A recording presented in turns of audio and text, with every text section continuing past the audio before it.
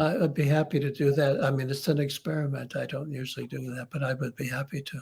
And I do want to, before I do, though, I'd like to thank you, Gina. This has been a very good conversation, very intelligent and very real and down to earth and felt.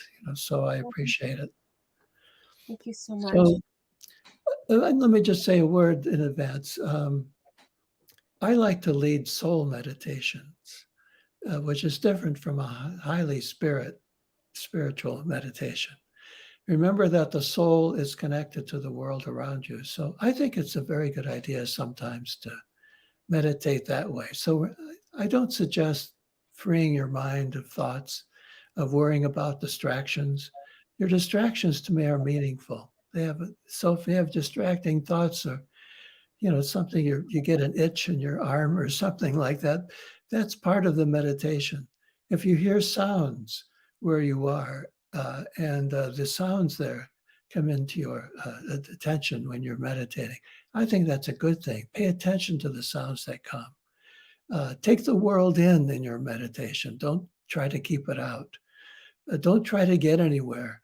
At the end of it, you think, well, what was that? There was nothing. It was empty. That's what a Zen Buddhist would say. It's empty. So that's what I'm suggesting you now. So just take some time, take in the world as it is right now around you. Realize how valuable and precious it is in this moment to be in this world, to be in your body with all its sensations, good and bad. Think about the other people around that maybe after meditating you will want to connect more deeply than usual.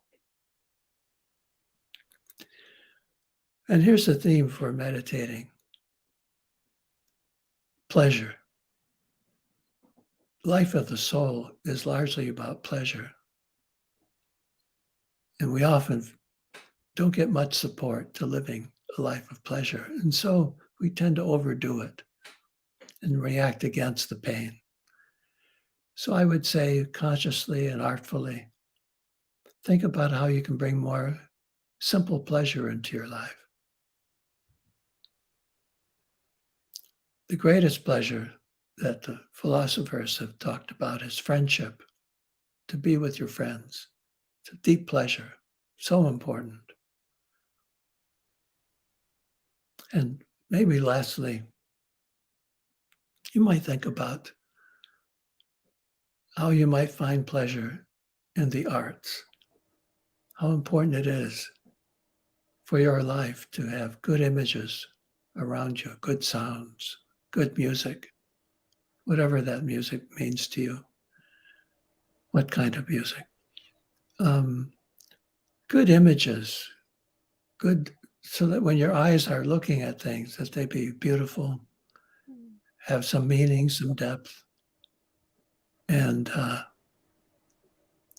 then I would suggest that you find some way to express yourself, if nothing else by singing a song, doing a little dance, finding some way to bring art into your life that you are doing as well as watching and listening to. So altogether, let's live in this world and love it and realize that the very depth of the spirit is in the very heart of the world in which we live. Beautiful. Thank you. Okay. The Eloquence of Silence coming out May 23rd, 2023.